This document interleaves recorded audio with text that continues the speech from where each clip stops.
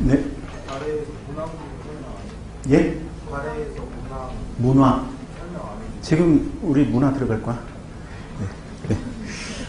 놀라게 하지 마. 심장이 강해.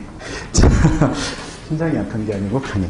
자, 삼국 경제 보시면은 고구려에서는 뭐 주의하실 게 뭐냐. 여기는 지금 산지형에다가 유도가 높잖아요. 그래서 일부에서 밭농사가 이루어지되, 일부에서 벼농사가 이루어지되 밭농사 위주라는 거. 이거는 뭐 발해도 마찬가지겠지. 벼농사를 안 짓는다는 게 아니다. 그래서 벼농사가 전혀 이루어지지 않았다. 이러면 틀려요. 그 다음에 두 번째 벼농사 위주다. 이래도 틀리고. 밭농사 위주이고, 일부에서 벼농사가 이루어졌다. 그 다음에 이제 백제 같은 경우는 당연히 여기가 이제 전라도 평야지대니까 충청도 전라도죠. 그래서 여기는 그 4세기에서 6세기 무렵에 이미 철제 농기구. 이건 뭐 삼국 공통입니다. 보통 4세기 이후에 철제 농기구의 보급. 신라에서 우경 이러면 6세기 지증왕 때부터 우경이 시작되었다라고 기록에 나와요. 그래서 6세기 지증왕이 우경을 시작했는데 그 무렵이면 백제도 이미 소를 이용해서 밭을 가는 우경을 하고 있었을 것이다. 자, 그 다음에 이제 신라, 다시 말하지만 지증왕 때 우경이 시작이 되고 철제 농기구의 보급도 본격화된다. 자, 99페이지 가시면 아주 중요한 그 도표가 있어요. 삼국의 세금제도. 그 중에서도 특히 삼국의 조세제도가 있습니다. 우리가 조세, 다른 말로 전세라고도 하고 어디 붙여? 토지에 붙인다 했어, 기본적으로. 다만 이 고구려 백제 신라 삼국시대에는 토지조사를 하기가 어려웠어요. 그러다 보니까 토지에 붙이기가 어려운 것은 어디에다 붙이면 사람한테 직접. 그걸 인두세 이럽니다. 그래서 고대 고구려 같은 경우에는 조와 세를 분리시켜서 조는 토지에, 그래서 거기 이제 고구려가 조는 호마다 3등급으로 해서 뭐 1석 5두 5두, 그러니까 7말 5말 뭐 이런 식으로 보이시죠? 차라리 그 위에 사료를 봐. 자, 새는 포목 5필에 곡식 5섬이다. 여기서 말하는 새는 매해 한 사람 한 사람 다 부과시키는 거예요. 매해. 그 다음에 조가, 상호가 한 섬, 그 다음에 7말, 하오는 5말 낸다. 그러니까 상호, 중호, 하오로 나누었다는 얘기고, 그 수치 대상자들을. 근데 새가 이미 포목 5필에 곡식 5섬이에요. 조가 가장 그 부잣집인 상호라고 하더라도 한 섬밖에 안 돼. 그러면 조보다는 훨씬 많이 걷는 게 새라는 얘기지. 그래서 고구려는 조와 새를 분리시켜서 인두세가 수치의 중심이다. 그 다음에 이 고구려에서는 어떤 사람들이 있냐면 밑에 그 도표에다가, 고구려 도표에다가 쓰세요. 유인이라고 있어요. 유인. 그러니까 그냥 우리말로 유인 이렇게 쓰세요. 한자로 보면 유랑하는 사람들, 쉽게 말하면 떠돌아다니는 사람들을 유인이라고 하는데, 얘들은 해마다 안 걷습니다. 얘들은 뭐 3년에 한 번씩. 그 다음에 한 사람 한 사람한테 먹이는 게 아니고 10사람을 묶어서 10사람한테 약간의 세. 그래서 일반 농민에 비해 유인들의 그 조세 부담이 훨씬 적다. 이 유인 애들은 보통 어떤 애들이냐면 원래부터 고구려 사람이 아니고 고구려 농민이 아니고 적국 사람이었다가 이제 유입된다거나 뭐 이런 사람들. 그래서 이제 떠돌아다니는 사람들이에요. 자, 그래서 고구려에서 조와 세의 구분, 그거 주의하시면 되겠고, 백제 같은 경우에는 주서에 보면 새는 포목, 비단, 실미, 삼, 그러니까 옷감과 그 다음 쌀을 거두어 드렸는데, 여기 무슨 말이 나오냐면 풍흉에 따라 차등 밑줄쫙. 그러니까 농사 상태에 따라, 풍년이나 흉년에 따라서 다르게 세금을 거두어 드렸다. 매해 일정량을 무조건 똑같이 거둔 것은 아니다. 이건 주의하시면 되겠어요. 그래서 요거 고대의 세금 제도만 단독 문제로 출제가 된 적이 있었어요. 그래서 사료까지 해가지고 이번을 좀 정리를 하시면 되겠다. 자, 그 다음에 용은 노동력 제공이잖아. 통일되기 이전까지, 특히 백제 같은 경우에 15세 이상. 문제는 15세 이상인데 몇 살까지가 없습니다. 이 삼국시대만 해도 전쟁을 굉장히 자주 치렀잖아요. 전쟁 나면 무조건 군 징발이에요. 그 다음에 이제 전쟁을 위한 성을 쌓는다거나 할 때 노동력 동원도 많았어. 15살 이상, 몇 살까지가 없어요. 할아버지까지 다 동원시켰다는 얘기지. 그러다가 통일이 되고 난 다음부터는 인도세가 이제 감소, 인도세의 비중은 줄어들고 이제 그러니까 토지에 붙이는 조세로 가겠지. 통일이 되고 난 다음부터 조세는 생산량의 10분의 1. 다만 개별 토지 생산량이 아닌 국가 전체 생산량의 10분의 1. 오늘 전에 한번 말한 적이 있을 거야. 그 다음에 군역이나 요역의 부과도 16세에서 60세까지. 뭐 중국에서 먼저 잡아놓은 겁니다. 그래서 우리도 그대로 16세에서 60세까지가 통일신라부터 조선시대까지의 남자들에 대한 의무 부과 연령이 돼요. 16세에서 60세까지. 자, 그 다음에 넘어가시면 100페이지. 자, 남북국 경제생활에서는, 자, 요거는 내가 설명 안 해. 그냥 짚어주고만 갈 거예요. 왜냐? 이미 다 설명했어. 자, 100페이지에서 노급 동그라미, 그러면 노급 동그라미 치시면은 노급하고 이제 그 구분하셔야 되는 게 바로 밑에 있는 관료전이야. 자, 무슨 할 때입니까? 신문왕 때. 시급은 아주 특별한 경우, 전쟁에 공을 세웠다거나 왕족. 그래서 시급은 신경 안 쓰셔도 돼. 노급하고 관료전. 자, 관료전 지급하고, 그로부터 2년 뒤에 노급을 없애버렸다가 경동왕 때 다시 관료전이 사라지고 노급이 부활한다 그랬어요. 관료전과 노급의 차이. 가장 핵심적 차이는 어디 있다 그랬어? 노동력 지배, 즉 신체에 대한 직접적 통제가 이루어지느냐 아니냐. 그 부분을 알았어요. 자, 그 다음에 101페이지 보시면 민정문서 나와. 이미 설명 다 했죠. 자, 민정문서의 세 가지 내용. 뭐뭐 있다 그랬어요? 민정문서에는 토지 상황, 인구 상황, 생산물 상황.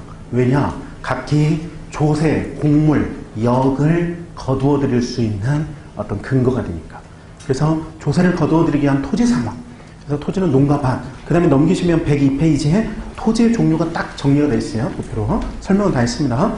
자, 그 다음에 이제 두 번째 인구 상황. 인구는 남녀, 연령별로 6등급으로 나눈다.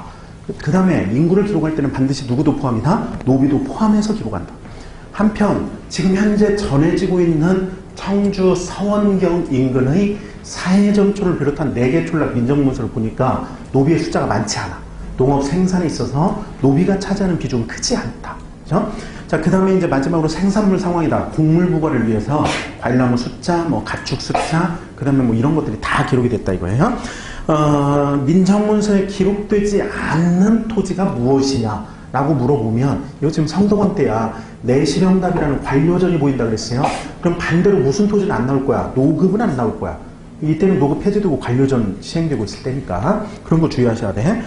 자, 그 다음에 103페이지 보시면 대외 무역이 나옵니다. 그래서 고구려는 주로 이제 북중국 쪽하고, 그 다음에 백제는 남중국 쪽인데, 특히 이제 전라남도 영암 거기에 항구가 있었고, 그 다음에 이제 남양만 쪽 당항성이 있었고, 그 남양만 쪽의 당항성을 나중에 신라가 차지하는 거예요. 신라는 4세기 후반기 들어서 고구려를 통해 간접적으로 중국과 교류가 이제 시작이 됩니다. 그러다가 직접적으로 중국하고 어떤 교역이나 교류가 이루어지려면 6세기 중반에 진흥왕 때 가야 돼요. 당항성을 통해서. 자, 그 밑에 남북국의 무역 활동도 있죠.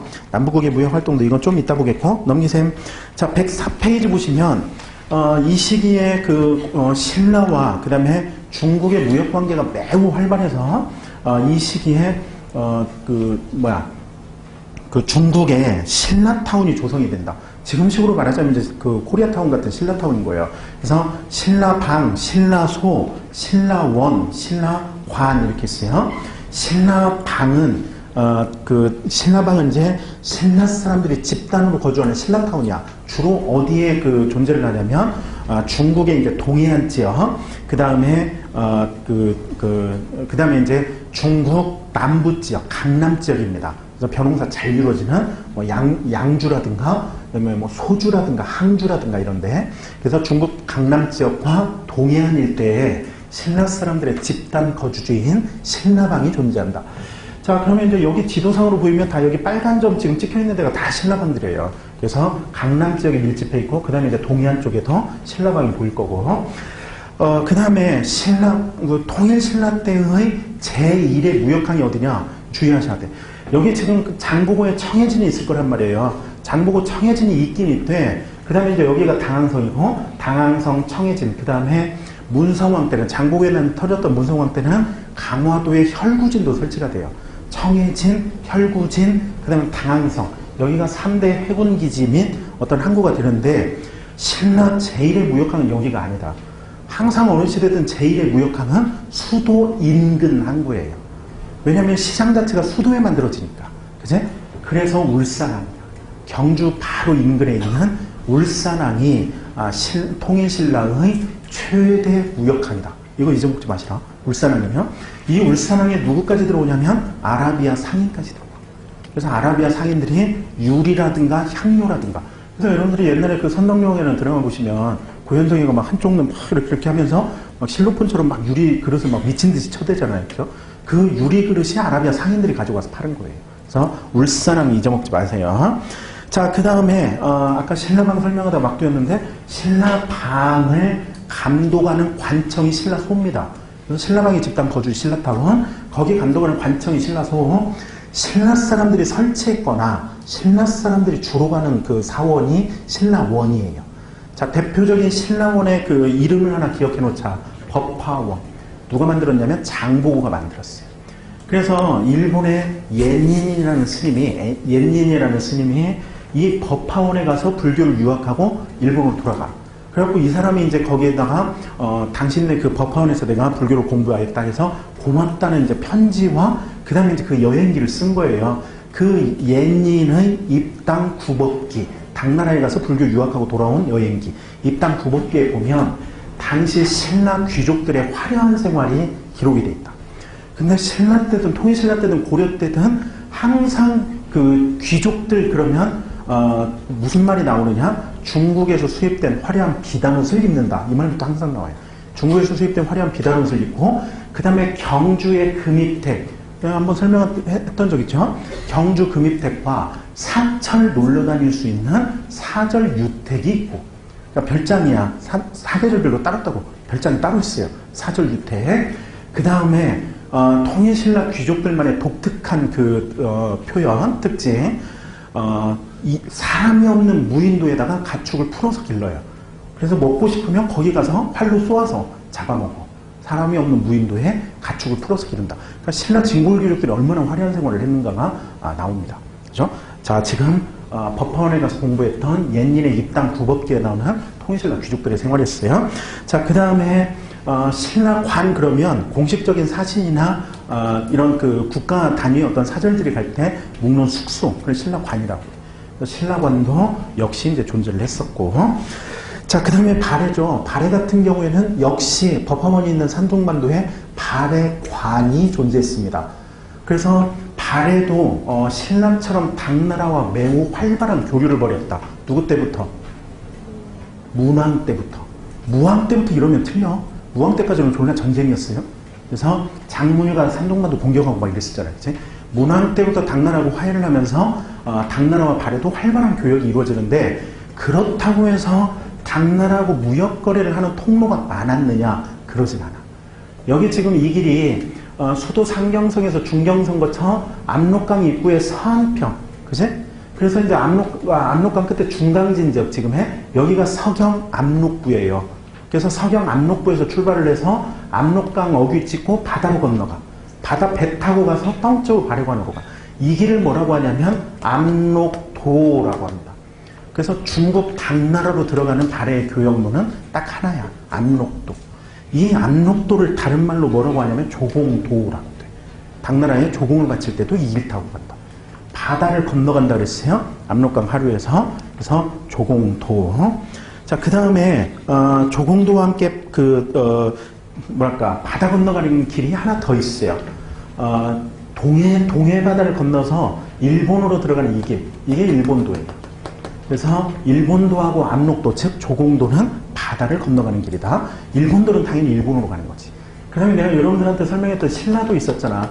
지금 이 지도상에는 표시가 잘못되어 있는 거야. 신라도는 동해안으로 갑니다. 육로예요. 해로가 아니고. 그래서 상경성 출발해서 남경성이 진짜 출발 지점. 그렇게 해서 동해안 타고 신라수도 경주까지 내려가는 신라도. 신라도를 통해 발해와 신라의 사신들이 오고 가면서 공식적인 외교관계가 맺어졌다 이러면 틀려. 공식적 외교관계는 안 맺었다 그랬어요. 다만 비공식적으로는 사신들도 오고 가긴 했었다. 그 다음에 이제 학자라든가 상인이라든가 승려 이런 사람들이 활발하게 교류를 했지. 그러면 나머지 두 개, 이쪽에 이제 거란도가 있고